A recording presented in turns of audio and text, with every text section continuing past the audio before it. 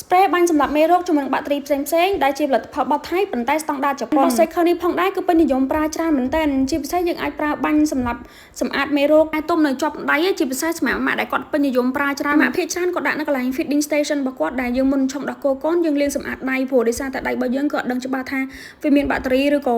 ផ្សេងៗដែលពងយើងធ្វើនេះធ្វើនោះអញ្ចឹងទៅហើយពេលដល់ម៉ោងឆុងដោះគោកូនយើងទៅប៉ះអញ្ចឹងទៅវាអាចជាប់បាក់តេរីអីផ្សេងៗពេលនេះផងដែរមិនមែនថាលាងបានសម្អាតតែដៃរបស់យើងឬធំទេបងដៃកូនតូចក៏យើងអាចបាញ់សម្អាតសម្រាប់មេរោគឲ្យគាត់បានដែរហើយយើងអាចបាញ់ទៅលើប្រភេទពួកសម្ភារៈដែលប្រើប្រាស់របស់កូនណាចាជាពិសេសនៅពេលដែលយើងយកកូនទៅក្រៅម្ដងម្កាលណាគឺយើងអាចបាញ់សម្រាប់បានណាបងចាគឺស្អាតល្អមែនតែនផ្សំចេញពីធម្មជាតិអត់ធ្វើឲ្យដៃរបស់យើងនឹងក្រិនឬក៏ជ្រួញអីទេចាហើយសម្រាប់ប្រភេទ spray នេះផងដែរគឺខ្ញុំមានតាំងពីទំហំតែម្ដងចូលស្តុកបងចាគឺជាទំហំដបធំចាចំណុះគេ 200ml ហើយសម្រាប់ដបតូចនេះគឺចំណុះគេ 60ml តែម្ដងហើយសម្រាប់ spray នេះគឺងាយស្រួលទុកដាក់ដែលយើងដាក់តាមខ្លួនអីអញ្ចឹងណាអញ្ចឹងសម្រាប់អ្នកដែលចាប់អារម្មណ៍អាចឆាតចុះ page ណា